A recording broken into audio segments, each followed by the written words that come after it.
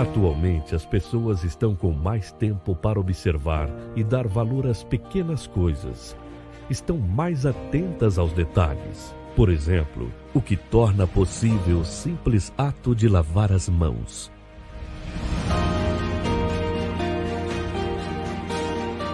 Centenas de profissionais dedicados à atividade de captação, tratamento e transporte do recurso mais essencial para a vida: a água. Quilômetros de tubos que atravessam cidades, estados e países da América Latina, para garantir condições dignas à vida de milhões de habitantes. Nós não podemos parar. Somos a Saint-Gobain Canalização. Trabalhamos com responsabilidade e segurança pela proteção da saúde dos nossos funcionários e das comunidades onde estamos presentes há mais de 80 anos. E assim nos manteremos firmes, com o mesmo propósito: levar água ao alcance de todos.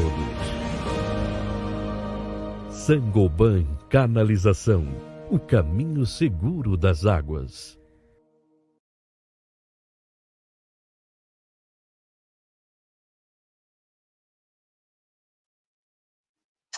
Olá a todos, boa tarde, sejam muito bem-vindos a essa transmissão da Saint-Gobain Canalização, a nona transmissão, e tem tido muito sucesso. Espero que vocês continuem acompanhando depois dessa transmissão, que para nós é uma grande honra, e estamos com uma agenda extremamente lotada, né? Quinzenalmente trabalhando com as transmissões a 40 minutos de transmissão, e com uma agenda até abril, maio do ano que vem. Quer dizer que vai acabar? Não. Quer dizer que a gente acaba o primeiro módulo falando sobre projetos. Então, a gente ainda está no módulo projeto, com transmissão até abril ou maio. Então, muita coisa vai acontecer. Bom, para quem já conhece o Pan Academia Digital, sabe muito bem o porquê da existência dele. Nós tivemos aí o Pan Academia Presencial sendo paralisado por conta da pandemia. Iremos retomar no ano que vem, se Deus quiser. Estamos com uma agenda e o calendário já em elaboração, então não perca que daqui a alguns dias, ou pelo menos um mês, a gente vai divulgar esse calendário novo, e se Deus quiser vai dar tudo certo. Quero aproveitar esse momento também para agradecer a presença de todos vocês, alguns aqui que eu vejo, a Igra está presente, creio que é com o Thiago e a Tamires, obrigado aí pela presença de vocês. João Nino, Giovana, Natália, Graziella, o Paulo Voltan, sempre presente com a gente, obrigado. Pessoal da STE no Rio Grande do Sul. Estive com o Cândido, inclusive, viu, Daniel? Estive em Porto Alegre com o Cândido. Pessoal da Águas do Brasil, também muito obrigado. Sabesp está presente também com a gente, BRK. Bom, muito obrigado pela presença de todos vocês. Continue compartilhando as nossas transmissões, que certamente é muito importante para nós. Bom, não vou falar mais sobre a Academia Presencial, que você já conhece os números, são números surpreendentes que a gente já fez até aqui. Falando um pouquinho sobre o Pan Academia Digital, que é o que nós estamos trabalhando, estamos com uma grande taxa de inscrição, tivemos mais de 250 inscrições para este módulo, para essa transmissão específica, e para a gente é uma alegria muito grande, de verdade. Algumas fotos do Pan Academia Presencial, coloquei mais para falar sobre uma novidade para vocês. Estamos estudando a possibilidade de implementar o Pan Academia Universitário. Atualmente, a gente já atua nas universidades fazendo palestras, mas agora com conteúdo elaborado, mais voltado para o mundo acadêmico. Iremos abordar aos alunos assuntos como saneamento básico no Brasil, desafios do marco regulatório, hidráulica aplicada, noções de saneamento, enfim, vários outros temas que para o acadêmico, para o aluno, é pouco explorado, não tem tanto conhecimento assim. Então, de uma forma muito didática, a gente quer trazer isso para os alunos também. Então, você que é professor, você que é coordenador de curso, você que é aluno e quer levar a Saint-Gobain para dentro da sua universidade, por favor, escreva em nosso chat ao lado, né, que também serve para perguntas. Então, se você tem alguma pergunta, pode fazer no nosso chat. E se você tem interesse, por favor, mande para a gente o interesse de vocês, que a gente vai atender com certeza a universidade de vocês com conteúdo totalmente voltado para os alunos. Sem mais delongas, sejam muito bem-vindos ao Pan Academia Digital. Como eu já falei, estamos na nossa 9ª transmissão, agora com um tema muito interessante, por sinal. O tema de hoje, eu recebi diversas perguntas, mensagens pelo celular, de vários assuntos. Primeira pergunta foi, olha, o que é CAPEX, o que é OPEX, o que eu faço com isso, do que a gente está falando, até assuntos de contabilidade que, assim, não vou conseguir responder, até pelo menos pela minha formação de engenharia civil. Tá? Mas teremos muitas oportunidades de conversar sobre isso. Repito novamente, pelo chat, vocês podem fazer a pergunta que houver necessidade, e a gente vai tentando responder ao longo da apresentação e no final da apresentação. Caso não seja respondido, a gente vai, com certeza, mandar por e-mail para vocês depois. O conteúdo dessa apresentação é muito prático, muito simplificado, então eu trouxe até um case real para mostrar para vocês, um estudo que nós fizemos, inclusive é desse projeto que está na tela de vocês, é um projeto de uma indústria. Vou falar ponto a ponto do que a gente estudou, quais foram as nossas preocupações em colocar em prática um projeto como esse, mas o estudo de CAPEX e OPEX foi certamente muito bem explorado. Antes de entrar no assunto, não posso deixar de falar para vocês o tamanho da Saint-Gobain como um grupo. Hoje nós estamos presentes em 68 países, aproximadamente 41 bilhões de euros em vendas no mundo inteiro. Então, é um grupo bem consolidado, é um grupo que conhece muito bem e sabe a responsabilidade que nós temos em relação à qualidade de produto. No Brasil, nós estamos em aproximadamente números de vendas de 8,1 bi, que também é um número muito expressivo para o país, com aproximadamente 200 mil colaboradores. Saint-Gobain, como um grupo, ela tem diversas empresas conhecidas, inclusive a Brasilite, Telhas Brasilite, é uma empresa que muitos conhecem. A Placo também, com gesso cartonado, é uma empresa muito bem conceituada. Nós temos aí também a Isover. O trabalho da Isover aqui no Brasil é bem interessante. Desculpa, gente, acabou saindo da tela. Só um minutinho. Pronto, novamente. Nós temos as empresas de vidro. A Quartzolite também é uma empresa muito conhecida, a Norton, enfim, temos todas as empresas inseridas dentro do grupo. Tem uma empresa que não faz parte desse slide, mas também está sendo muito conhecida, principalmente no futebol atualmente. A Tecbond, ela está patrocinando o time do Santos e vem patrocinando o Campeonato Brasileiro também, então vocês vão ver bastante sobre a Tecbond daqui para frente. Estamos inseridos num contexto canalização. Então, nós temos a empresa Saint-Gobain Canalização, que é conhecida como PAN, antiga Barbará, que fornece e fabrica tubulações de ferro fundido e conexões também. Aqui estão os nossos produtos. Nossa linha de produto é tubulação. Fabricamos as tubulações para saneamento, que é a mais conhecida, como também para indústria e mineração, em várias classes de pressão, não apenas as mais conhecidas como K7 e K9, mas podemos produzir também K5, K6, dependendo do diâmetro. Inclusive, será atualizada a norma 7675, que vai estar presente também as classes de pressões K5 e K6, assim como K10 também. Conexões bolsa e flange, tampões e grelhas, não vou entrar nesse mérito, as válvulas, já falamos das válvulas de fluxo anular, inclusive trazendo para vocês um produto novo para o Brasil, vocês vão conhecer um pouco mais a fluxo anular daquilo que o Peron já apresentou para vocês.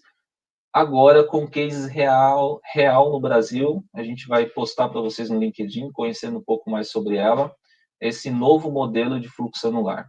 Teremos também, daqui 2 apresentações, daqui 2 transmissões, nós vamos trazer para vocês uma inovação na nossa válvula gaveta. Então, já anota na sua agenda, daqui 30 dias teremos uma transmissão voltada à válvula gaveta com inovação, tá? Então, não perca, já anota aí.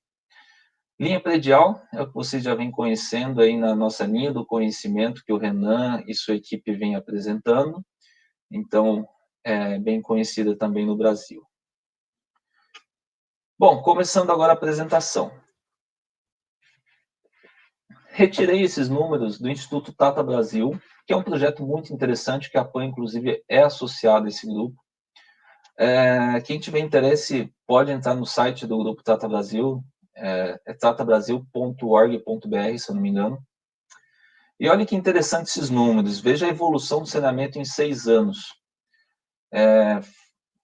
De 2011 a 2017, olha o que nós mudamos em perdas na distribuição de água. Então, éramos 38,8, passamos a ser 38,3. Praticamente não andamos absolutamente em nada na questão desses números de perdas no Brasil. Quando se trata de distribuição de água, estamos falando que 82,4% da população tem distribuição de água, evoluímos para 83,5%, quer dizer, a velocidade é muito lenta. Quando se trata de coleta de esgoto, também a velocidade é muito lenta, e drenagem também, a velocidade é muito baixa, quase não tivemos investimento. Então, eu quero trazer para vocês a necessidade do saneamento hoje e o que nós vamos evoluir em relação a isso. Com o novo marco regulatório do saneamento, eu quero trazer para vocês a necessidade de ter estudos mais elaborados. Ou seja, a gente pode dividir isso em 4 principais tópicos. A primeira seria a possibilidade de abertura de iniciativa privada, que é o que é mais conhecido, né? O pessoal fala agora, a moda é dizer que o saneamento do Brasil vai ser privatizado, que não é uma realidade. Isso poderia ser até uma discussão e um tema, inclusive, do PAN Academia Digital, por que não a gente trazer alguém de fora para conversar a respeito do marco regulatório. Se houver interesse, inclusive, por parte de vocês, de que esse tema seja abordado no PAN Academia Digital, por favor, também coloque no chat que há interesse para a gente poder trazer isso para dentro e chamar alguém realmente especializado nesse assunto. O segundo tópico é garantir que 99% da população ela tem água potável e 90% tenha tratamento de esgoto até 2023, que é essa definição de meta de universalização, que é o marco regulatório. Prestação de serviço regionalizada, que é exatamente essa licitação por blocos de referência e microrregião, que na realidade é para não esquecer as pequenas cidades que não há interesse do setor público e não há interesse do setor privado, regionalizar, trazer um grupo, um bloco de cidades para que sejam feitas os devidos investimentos e planejamentos para aquela região e não para aquela cidade. E o que eu creio que seja mais importante seria definir a ANA como órgão regulador e de referência para esses pontos, os pontos principais, eu diria. Então, neste caso específico, eu queria tentar vocês dizer que teremos mais exigência nos nossos estudos, nos nossos projetos, nas construções de CAPEX e de OPEX. Então, o que eu quero mostrar para vocês é exatamente isso. Nós estamos evoluindo, tivemos uma evolução muito lenta, agora tende a evoluir mais rápido e a gente precisa estar adequado a essa evolução com as exigências que teremos no mercado daqui para frente. Exigências a qual algumas pessoas já estão acostumadas trabalhando com o setor privado, principalmente indústria, mas no setor público ainda caminha lentamente. Então, respondendo algumas perguntas, afinal, o que é CAPEX, o que é OPEX? Primeiro, que CAPEX seria as despesas de capital referente a um investimento ou desembolso.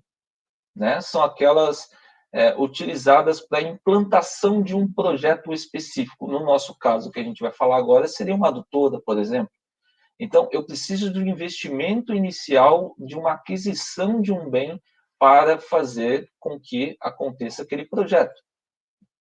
OPEX também é uma sigla inglesa, mais voltado para a operação, são gastos correntes na operação daquele projeto. Então, assim, nós temos a questão de manutenção, gasto de consumo, despesas operacionais, que ele entra mais nessa questão de OPEX. Então, para ser um pouco mais claro nessas definições, eu trouxe alguns tópicos e considerações que a gente deve ter na questão de CAPEX e de OPEX. Então, no CAPEX, por exemplo, material. Material, a gente precisa adquirir essa tubulação para evoluir no projeto, para a implantação desse projeto. Instalação, sem dúvida nenhuma, o assentamento desse material também é um custo muito elevado, a gente vai até ver isso na prática, então ele deve ser considerado também. Travamentos e ancoragens, no caso da tubulação de ferro fundido, nós temos que travar as conexões, como bem disse em algumas transmissões atrás, tanto o Murilo e o Thiago trouxe para vocês essa necessidade de travamento. Então, também é um custo que deve ser considerado.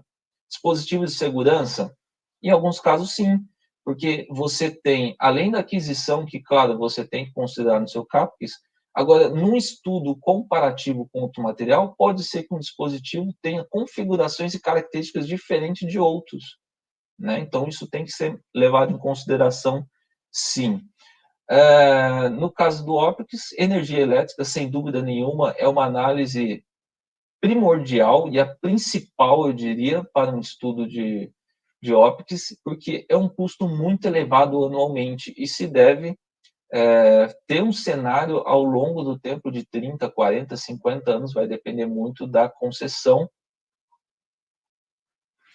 ou do tempo estimado de vida útil desse material. Índice de manutenção é um ponto que nem sempre é levado em consideração, mas eu entendo que deve ser sim levado em consideração, principalmente tratando-se de vida útil, né? A gente fala em ferro fundido, eu conto sempre aquela história da adutora Rio do Ouro, de 1875, que está em operação até hoje. Enfim, o ferro fundido se tem um histórico. Agora, outros materiais não temos um histórico ainda de 100 anos de aplicação para saber se a vida útil dele é sim dessa maneira. Temos estudos, claros, mas não efetivamente um case de sucesso que tenha garantido que a tubulação tenha uma vida útil tão longa como a do ferro fundido. Então, isso tem que ser levado em consideração também. Manutenção de equipamento. Poderíamos colocar como exemplo aqui cavitação, por exemplo, por que não? A utilização de uma válvula X, a implantação dela, o custo de aquisição dela pode ser inferior ao custo de aquisição de uma válvula que não tenha, como a fluxo anular, por exemplo, cavitação. Então, eu ganho vida útil, não só em manutenção, quanto a vida útil do próprio equipamento. Então, por que não pensar na manutenção de equipamentos? Proteção da tubulação. Quando eu coloquei esse tópico, eu pensei muito em relação à proteção que a tubulação de aço carbono necessita, que seria a proteção catódica. Então, além da implantação da proteção catódica, que gira em torno de 3 a 5% do valor do material em algumas literaturas, a gente poderia colocar também como OPEX, né, a questão da energia elétrica. Eu preciso manter isso em operação. Quanto que eu gastaria de energia elétrica em proteção catódica? A gente vai ver daqui a pouquinho um case real, que eu acho que é muito importante vocês conhecerem.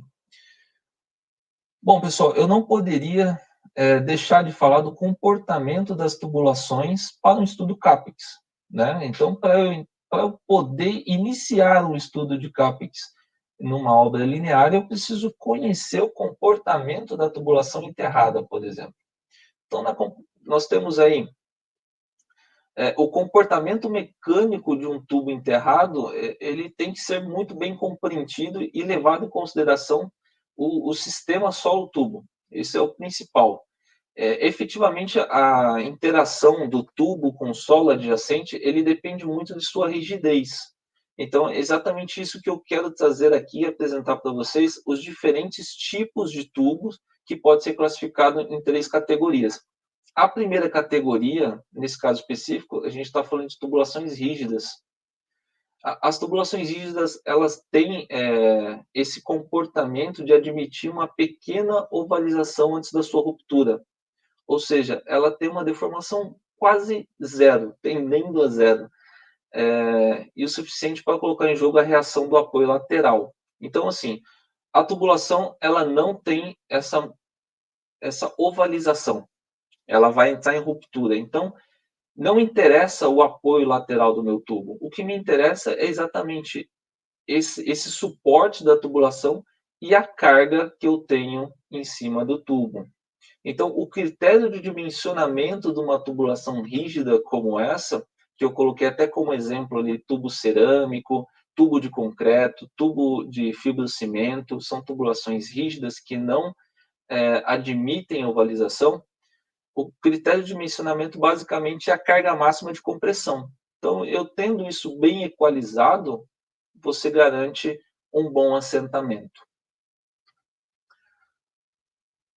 Aí os critérios de ovalização, não, os critérios para tubulações flexíveis é a ovalização máxima admissível ou tensão de flexão máxima admissível. Ou seja, tubulações flexíveis, elas precisam interagir fortemente com o solo, porque senão a ovalização vai passar do que o fabricante coloca como uma ovalização, como poderia dizer, uma ovalização aceitável, ok? Cada fabricante, cada material tem o seu, e isso deve ser levado em consideração. Então, quando ela é instalada, ela sofre essa deformação, ação do aterro, né, no caso, e este movimento das paredes no duto, nessa parede horizontal do duto, ela serve exatamente como apoio lateral. Então, os tubos flexíveis suportam sem romper uma grande deformação. Assim, a carga vertical do reaterro sobre os tubos equilibra exatamente a reação do tubo apoiando lateralmente. Como exemplo, alguns tubos eu trouxe o PAD, o PVC, seja ele DFOFO, PVCO, enfim, qualquer PVC, a tubulação de fibra de vidro, o PRFV, né, mais conhecido, ou a tubulação de aço carbono. Algumas pessoas acabam se espantando quando eu falo em tubulações de aço carbono, ela é flexível, né? Algumas pessoas não conhecem muito bem essa interação do solo e do tubo. E o porquê que a tubulação de aço carbono ela é considerado flexível? Justamente por conta da sua espessura. Os fabricantes eles trabalham com a espessura mínima de chapa para garantir o seu dimensionamento, tanto na questão de colapso, uma pressão de colapso, quanto também uma pressão de pressão interna do duto.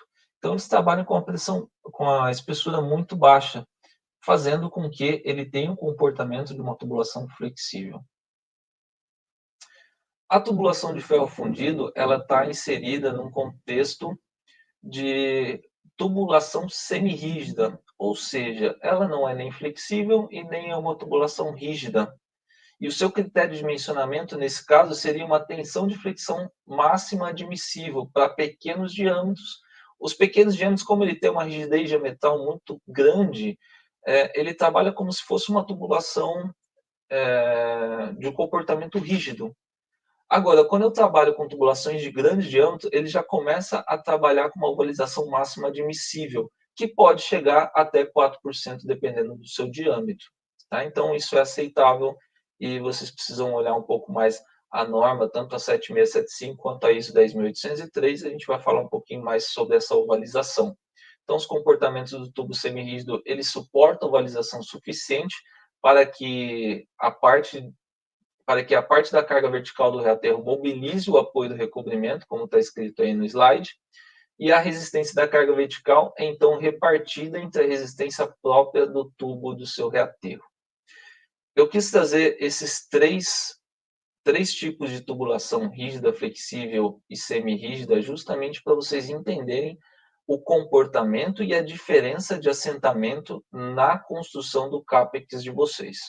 Tá? Então, é muito importante esse conhecimento para a gente construir, a partir daqui, o CAPEX. Questão de assentamento. A verificação do comportamento mecânico do tubo, que seria, neste caso, o ferro fundido que eu estaria falando, ele enterrado, a gente precisa analisar tanto a classe de espessura, altura de recobrimento, presença ou não de carga rodante, é muito importante, o tipo de solo e o tipo de vala. Então, todas essas informações são necessárias para a gente dimensionar uma vala de ferro fundido, visto que ela é uma tubulação semi-rígida. Então, ela pode ter várias características, vários tipos de vala que atenderiam o projeto de vocês. Então, essa faixinha aí do módulo Expander, que está presente na ISO 10803 ou na AWA M41, esse desenho ele mostra exatamente o que a gente precisa ter de conhecimento para dimensionamento dessa vala. O primeiro seria essa carga distribuída em cima da geratriz superior do tubo, que pode ser somada não só com o peso próprio do solo, mas também com a carga rodante, que vai estar inserindo um fator que a ISO 10803 ela coloca como 3 tipos de fatores. O equilíbrio da reação rígida para cima, que esse suporte lateral é muito importante para tubulações de grande diâmetro, que trabalham como tubulações flexíveis, ou quase flexíveis, não vamos chamar flexíveis. E principalmente também a questão do apoio da tubulação. Quanto maior apoio for na geratriz inferior da tubulação, melhor é a garantia de que a ovalização não vai acontecer de forma significativa. Então, levando em consideração o método da ISO 10803, chegamos a 5 tipos de vala, que inclusive está também na norma 10803. Vala tipo 1, levemente compactado. Vala tipo 2, compactado até 75% de Procton. Vala tipo 3, com 80% de Procton, e assim eu vou melhorando essa vala.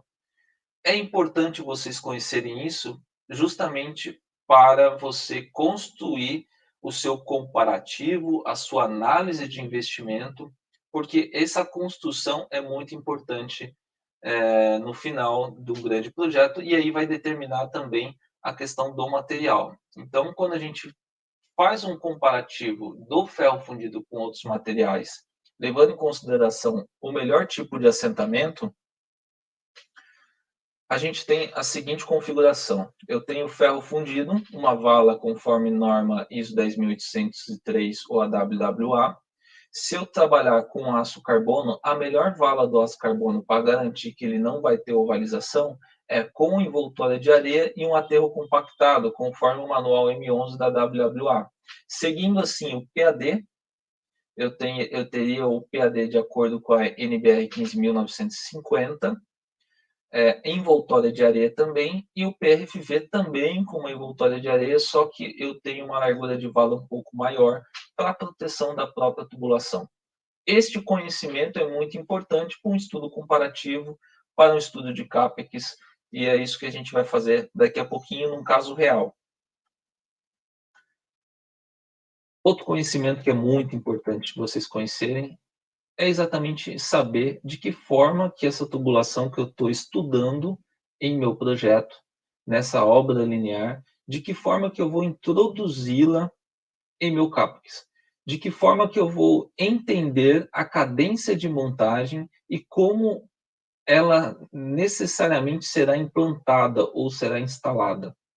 Tubulações de ferro fundido, que é exatamente essas duas primeiras figuras nessa primeira coluna, ali mostra exatamente que a tubulação é uma tubulação ponta e bolsa, a qual eu preciso de um equipamento como uma escavadeira hidráulica, uma escavadeira muito simples, para ela ser montado. Ou pode até mesmo ser montado com T4 ou uma talha, enfim, isso a gente vai ver em relação à montagem. Mas é muito simples, sem a necessidade de ter uma equipe profissional dedicada com cursos técnicos, enfim. assim como comparado a, por exemplo, aço carbono e PAD. Se a gente for trabalhar com aço carbono e PAD, nós temos a questão da solda, seja ela solda topo ou seja ela uma termofusão, por exemplo, como o PAD, que necessita sim de um equipamento apropriado, que necessita de uma equipe especializada, inclusive, por norma, tem que ter um certificado de órgãos competentes como o Senai, por exemplo. Então, tudo isso me gera custo e a gente precisa entender de que forma que isso vai abranger no meu final do meu estudo. Cadência de montagem importa? Isso foi até uma provocação que eu coloquei essa pergunta, que normalmente não se leva em consideração. Enquanto um tubo ele tem uma cadência de montagem de, vamos imaginar aí, 100 metros por dia, o outro tem 50 metros por dia, com uma equipe muito maior. Então, o custo de canteiro de obra nós estamos levando em consideração no nosso estudo inicial. Então, tudo isso acho que a gente deve levar em consideração, é mais uma provocação daquilo que a gente deveria estar atentando melhor nos nossos estudos conceituais e principalmente na elaboração de um CAPEX.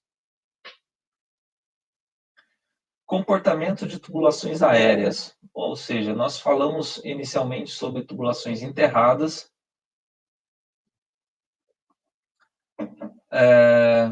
nós falamos sobre tubulações enterradas, mostramos a diferença entre valas em determinados materiais, mas quando a gente trabalha com tubulações aéreas, quais são os fatores que nós devemos avaliar, quais são os fatores que nós devemos levar em consideração, não só aí na construção do CAPEX, mas também na questão técnica do nosso projeto. Né? Então, eu trouxe 5 tópicos para a gente discutir aqui. Se tiver alguma coisa que está faltando aqui, por favor, até me ajude na construção desses slides, me coloquem no chat se tem algum fator que eu esqueci de colocar, mas que eu me lembrei nesse momento foi exatamente esses 5. A questão do vandalismo. Então, você trabalhar com uma tubulação que tem fácil acesso para um roubo, por exemplo, por uma questão de vandalismo, jogar uma pedra e quebrar, enfim, tubulações plásticas, não necessariamente ela pode ser aérea, justamente por conta disso, vandalismo. Ou até uma questão de queimada, por exemplo. No Norte e Nordeste, nós temos diversas tubulações aéreas, adutoras de grande porte aéreo, que está no meio do agreste. Então, ou seja, não se tem controle de queimada, não se tem controle do que está acontecendo, enfim, é uma tubulação que fica a céu aberto e a gente acaba não tendo controle sobre isso. Então, a gente tem que pensar um pouquinho mais se é possível fazer ela com uma tubulação plástica ou necessariamente ela deva ser uma tubulação metálica. Para a questão de dilatação, é muito importante, aí eu remeto um pouco à necessidade de junta de dilatação para tubulações de aço carbono, que deve ser considerado sim. Eu me lembro muito bem um estudo que foi realizado numa edutora aqui no Brasil, não vou dizer qual é, mas esse estudo ele foi exatamente elaborado sem a consideração das juntas de dilatação e nem a construção de lira. Então, pode ter certeza que ele teve um custo muito grande na questão de a colocação da dilatação, dessa junta de dilatação, que é um custo muito elevado.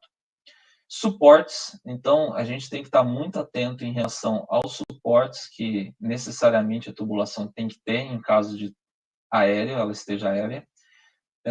Principalmente a questão do vão, então, tubulações que têm uma flexão muito maior, com certeza ela vai ter necessariamente a necessidade de ter suportes um mais próximos do outro.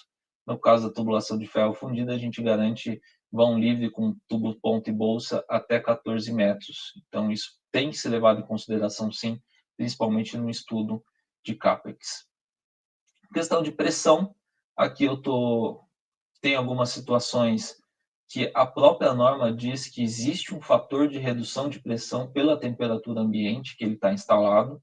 Então, isso tem que ser levado em consideração, porque se eu estou trabalhando com tubulações com pressão para suportar a pressão do sistema, quando eu coloco ele para ser aéreo, a classe de pressão dele vai se alterar por conta da temperatura ambiente. Claro que isso vai depender muito da região e também do material que vocês estão utilizando, mas é um caso de se pensar, é um caso de se estudar. Estudo comparativo. Agora eu entro numa questão mais real. É um estudo que eu trabalhei durante um bom tempo, um bom período. Eu não vou falar qual a localização, não vou falar qual é a obra, mas o mais importante é dizer que é uma obra industrial. Então, a construção do CAPEX foi literalmente muito bem feito, muito bem colocado pelo cliente final. Ajudamos com os nossos estudos iniciais, mas quem concluiu o estudo foi exatamente o cliente. Ele optou por essa solução. Então, aí eu coloco os dados do nosso projeto, que é a qual a gente vai ver agora. A vazão da adutora é 11 mil metros cúbicos hora, com desnível geométrico de 180 metros. O interessante é dizer que numa vazão como essa, de 11 mil metros cúbicos hora, a tubulação que nós fabricamos no Brasil, máxima, que é de 1.200 milímetros, não suportaria. Nós teríamos uma velocidade muito alta. Então, necessariamente, a gente correu atrás de outras soluções e é o que eu vou mostrar aqui para vocês também, que faz parte do CAPEX. Pressão, nesse caso, a pressão máxima seria de 263 MCA e a pressão de teste de 313 MCA. Algumas tubulações, neste caso, já não entraria no CAPEX justamente por conta das pressões, então isso tem que ser levado em consideração. O emissário seria 8 mil metros cúbicos hora, com o mesmo desnível, o mesmo traçado, enfim, a pressão máxima 195, com as pressões de teste de 245. Aí eu entro na questão dos custos. Bom, primeira coisa na construção de um CAPEX é a gente saber, principalmente no estudo comparativo, quanto custa um material e quanto custa o outro material. Então, nesse caso, eu fiz uma estimativa. No aço carbono, eu dimensionei tanto a pressão de colapso quanto a pressão de projeto para o aço carbono, dimensionei a sua espessura de chapa, já considerando uma chapa muito... O grau 60 seria uma chapa de qualidade, enfim. Eu trabalharia com as espessuras mínimas das opções que eu tenho para o aço carbono. Então, aí, o custo estimado, considerando o mercado, é de R$10 o quilo do aço. Então, aí é uma percepção minha, tá? Vocês vão ter a percepção de vocês. Eu só quero provocar vocês a fazerem esse mesmo trabalho com o projeto de vocês. Então, a ideia é que vocês trabalhem, peçam propostas, enfim, para os fornecedores e fabricantes e verifique se essa análise de R$10 ela está adequada para esse projeto. Eu coloquei aqui apenas para estudo, para apresentar para vocês, e diante do perfil eu fiz essa divisão de espessura, dimensionando exatamente as pressões relativas à espessura de cada tubulação, e cheguei num valor total de por quilo, né, colocando aí de 134 milhões de reais para aquisição desse bem. A compra dessa tubulação de aço carbono ficaria em torno de 134 milhões de reais, considerando R$10 o quilo do aço. Esses R$10 ele pode variar tanto para menos quanto para mais, vai depender da questão da região da obra, isenção de impostos de alguma situação, enfim, vai variar bastante, mas a média seria esses R$10.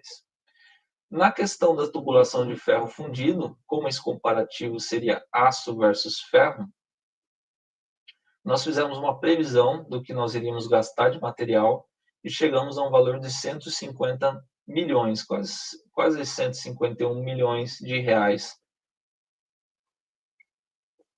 O custo final de aquisição desse material. Ora, já vi muitos casos acontecerem desses estudos pararem por aqui. Tá? Então, vamos lá, eu tenho uma tubulação de ferro fundido que vai custar 150 milhões e outro vai custar 134 milhões. Então, o que vale mais a pena seria a utilização do aço carbono. Mas não, a gente deve considerar outras situações, que é o que eu vou mostrar daqui para frente para vocês. Uma situação muito interessante que eu gostaria de apresentar aqui também é uma alternativa que nós tivemos de utilizar 2 linhas de 1000. contra uma linha de 1.400, que seria uma tubulação importada, ou da França ou da China. A Saint-Gobain tem diversas unidades pelo mundo, a gente traria essa tubulação de 1.400 para atender esse projeto, mas inviabilizou por conta do seu custo. Então, entendemos que haveria possibilidade da utilização na adutora para atender 11 mil metros cúbicos hora com duas tubulações de 1.000 milímetros. E fizemos o CAPEX em cima desta alternativa, comparada ao aço carbono de 56 polegadas. Um ponto que a gente tem que levar muito em consideração, tá, é exatamente esse comparativo de manuseio, esse comparativo de equipamento necessário para a tubulação, para a instalação da tubulação. Então, tubulações de ferro fundido diâmetro 1000, por exemplo, ela tem 7 metros de comprimento. Eu consigo manusear com uma escavadeira hidráulica, a mesma escavadeira que faz a escavação e a mesma escavadeira que faz a montagem. Tubulações de aço carbono, ela normalmente tende a ser feito a solda fora da vala e levar todo esse material para dentro da vala em determinadas extensões. Então, com isso, se utiliza o equipamento chamado side boom, né? Então, são vários equipamentos como esse, fazendo o equilíbrio das forças para que não tenha nenhum ponto que seja danificado por conta desse peso da tubulação. Então, eu insiro a tubulação por inteiro, conforme está nessa foto. Então, esses tipos de equipamento tem que também ser considerado nos nossos custos e levado em consideração a locação desse equipamento, ou até mesmo da apresentação desse na obra. Para esse caso específico, utilizamos o banco de preços Sabesp, tá? Nós trabalhamos com essa referência, eu creio que é uma boa referência no Brasil, inclusive. Utilizamos alguns itens que estão nessa base de preço, como escavação, reaterro compactado, carga e descarga, transporte do material escavado, aterros da vala, assentamento da tubulação, enfim. Fizemos uma composição do preço e o custo estimado para assentamento nas opções que a gente já colocou para vocês. Outras referências elas podem ser usadas, eu já utilizei, por exemplo, a Sinap, e o próprio Thiago já me indicou a CEINFRA, que é utilizado também na parte de mineração. Então, outras referências podem ser utilizadas, sim, desde que você utilize a mesma referência para todas as opções, para a gente ter um balizador aí de como será esse investimento. Fizemos uma análise junto com a ISO 10803 para verificar qual tipo de vala atenderia o projeto. Então, para uma tubulação de 1.400 em ferro fundido, fizemos um perfil da vala e verificamos que dá para fazer uma vala um pouco mais compacta, que é essa largura que nós estamos utilizando, comparado com a do aço carbono. Porém, quando a gente decidiu que não faria mais uma tubulação de 1.400, até pela logística e também pelo custo de implantação dela, de instalação, a gente estudou uma outra possibilidade, que seria as duas linhas de 1.000 contra uma linha de 1.200. Então, repare que a largura de vala, consequentemente, ela foi a 5 metros, comparado aos 3 que nós estávamos trabalhando anteriormente. Isso me gera um impacto muito grande nos custos, principalmente em relação à escavação, e foi levado em consideração. Então, comparado a vala do aço com a vala do ferro fundido, nós temos uma vala um pouco maior e um tubo a mais, que com certeza me dá um impacto muito grande. Considerando os custos do Sabesp, quantificamos isso, precificamos isso e chegamos aí a um preço de R$ 2.588 para as tubulações de aço carbono, contra R$ 660,55 de vala para a tubulação do ferro fundido. Reparem que a areia, a envoltória de areia tem um impacto muito grande, e principalmente o assentamento da tubulação. Se a gente for trabalhar com o assentamento da tubulação em aço carbono, nós teríamos aí, só no assentamento mais a solda, nós teríamos R$ 1.436, com mais R$ 607 de envoltória de areia por metro de vala. Um custo que o ferro fundido praticamente você se resume em R$ 348 por metro de tubulação assentado. Isso é uma referência Sabesp, ok? Então, precificamos via Sabesp. Comparando também com o custo de empreendimento, que é um caderno que a Sabesp leva muito em consideração, nós temos aí um valor para tubulações desse diâmetro para aço carbono de 2.930 contra um valor de R$ 368,50 para o ferro fundido. Então veja que o nosso estudo não estava longe do que a Sabesp entende como um custo de empreendimento. Então, ou seja, trazendo isso para a realidade daquilo que a gente está falando neste momento, nós temos aí um valor de 2.588 vezes 2.933. Então, a diferença é muito baixa. Do ferro fundido 660 para 731. Então, isso eu entendo que a gente está no caminho certo, a gente está entendendo que os estudos e essa construção de CAPEX está sendo feita de uma melhor forma.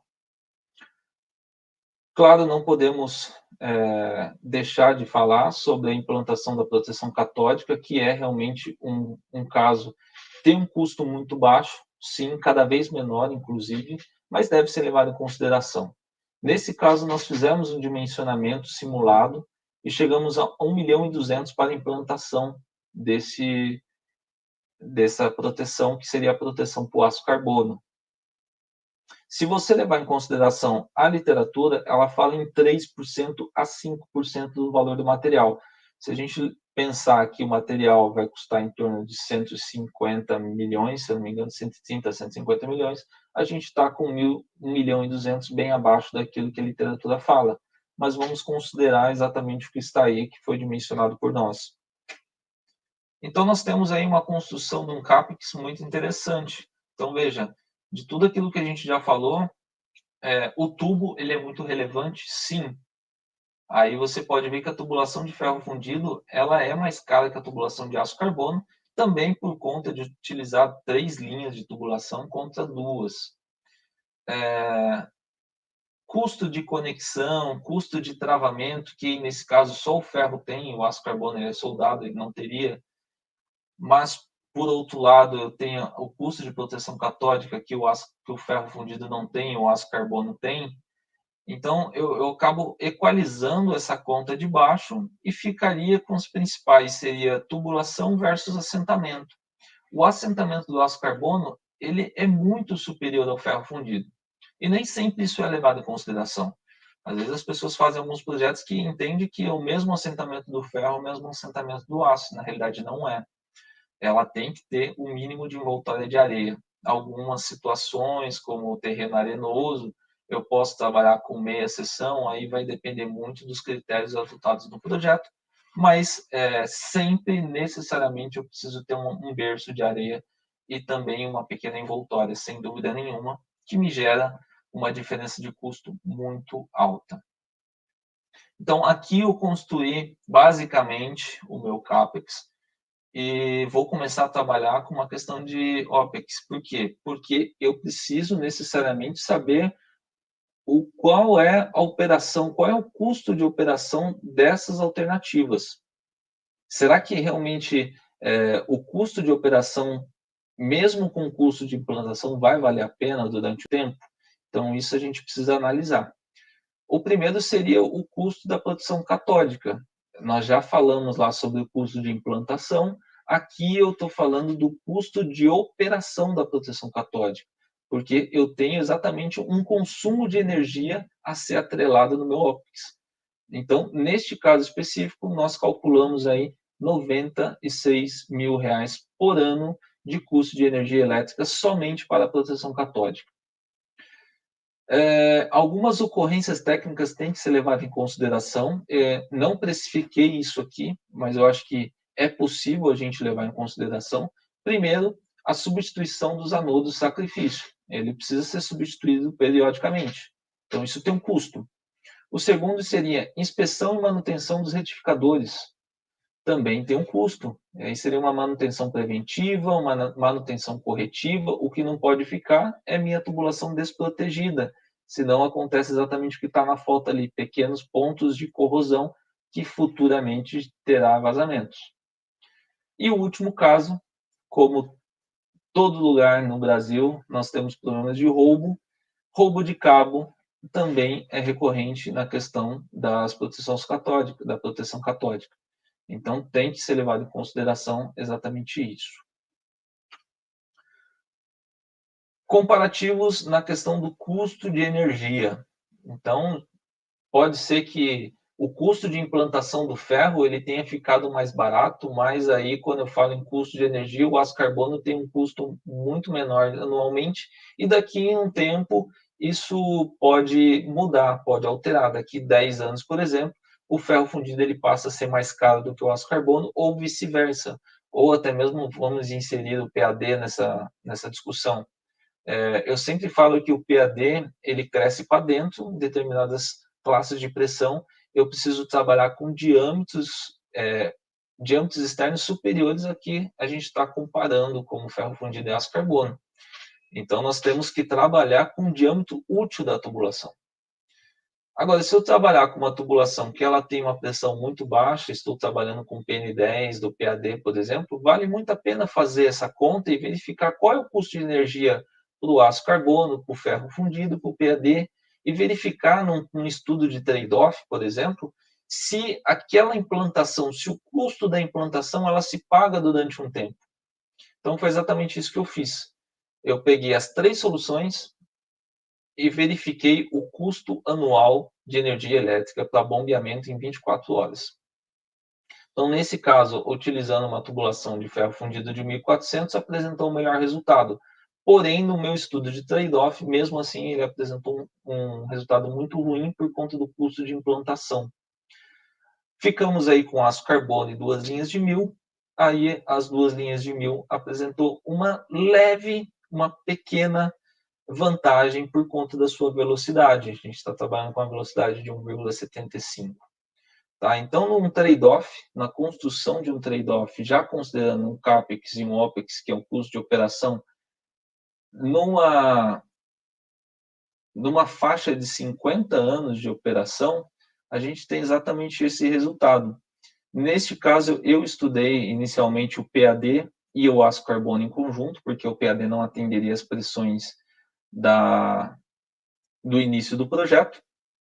Então, aí você já vê que a implantação já fica muito mais caro, ela ganha um pouco em relação ao OPEX, mas nem tanto assim, ela permanece muito caro. A linha de 1.400 também, ela é muito cara, ela ficou superior ao PAD, inclusive. O aço carbono e o ferro fundido, o custo de implantação ficou muito próximo, porém, nós temos um custo de operação muito menor do que o aço carbono. Então, se você considerar uma projeção de 50 anos, a tendência é que a gente vai ganhando vantagens a cada ano, considerando uma taxa de 8% de juros, considerando 10%, enfim. Nós temos aí uma projeção muito boa. E a tendência dessa transmissão é exatamente mostrar para vocês a necessidade de se fazer um estudo como esse. Tá? Um estudo de CAPEX, um estudo de OPEX, fazer um trade-off, estimular a iniciativa de se comparar materiais. Nem sempre o ferro fundido ele vai ter vantagens como esse estudo que eu apresentei para vocês. Eu só trouxe justamente para mostrar algumas fotos de obra, a gente discutir a questão de assentamento também, e eu acho que é uma aula muito interessante vocês conhecerem, que foi exatamente a substituição de uma adutora de 1.400 em aço carbono para 2 linhas de 1.000 de ferro fundido. E um emissário de 1.200 em aço para 1.200 em ferro fundido. Então, eu trouxe algumas fotos das obras para vocês conhecerem e fique também à disposição para a gente acompanhar. Eu posso mandar essas fotos para vocês, vou mandar essa apresentação, inclusive. Se tiver alguma dúvida em relação à vala que está sendo colocada nesse projeto, vocês podem perguntar também, não tem problema nenhum. Reparem que é uma vala muito simples, o mesmo aterro escavado ele retorna para a vala, é feita a compactação, a utilização de deflexão angular também é muito importante, deve ser levado em consideração, inclusive, a redução das conexões por conta da deflexão angular. um assentamento aéreo, que é o início do projeto. Nós temos também várias juntas travadas externas que encarecem um pouco o material do ferro fundido, mas comparado no global, vale a pena o assentamento dessa forma. Bom, era esse o recado que eu queria dar para vocês. Espero que vocês tenham gostado da apresentação. Nós enviaremos as respostas que não serão colocadas aqui na apresentação. Enviaremos por e-mail. Da mesma forma, o certificado. A gente tem o costume de enviar o certificado no dia da próxima apresentação. Então, muitas pessoas reclamam: nossa, é muito tempo, eu não recebi o certificado ainda. Fique calmo, vocês vão receber. O contato da nossa equipe vai estar à disposição também. E o catálogo digital é uma outra novidade. Está disponível nessa semana, a gente colocou à disposição o download do catálogo 2020, a famosa Bíblia da Saint-Gobain. Então, você que ainda não tem, entre no nosso site, faça o download. Vou pedir até para a Bárbara colocar aqui o link para fazer download direto, para vocês terem esse material em mãos. E aqui eu abro para perguntas. Eu acredito que até passei um pouquinho do tempo. Abro para perguntas. Se houver alguma, por favor, a gente pode responder nesse momento.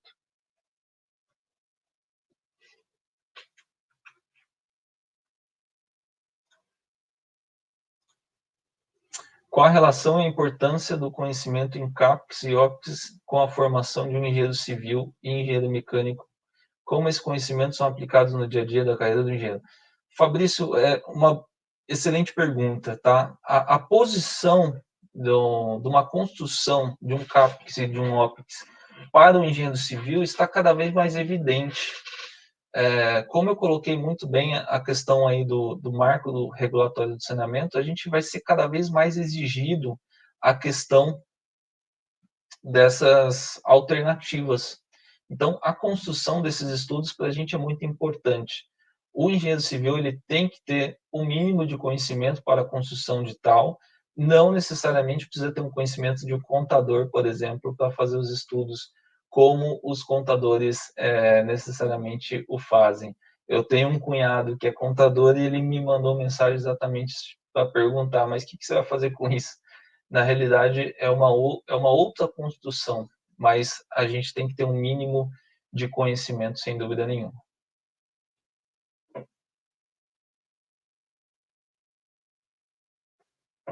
Mais alguma?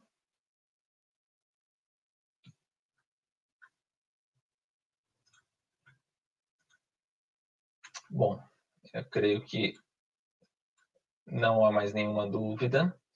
Então, eu encerro por aqui. Agradeço muito a presença de cada um de vocês.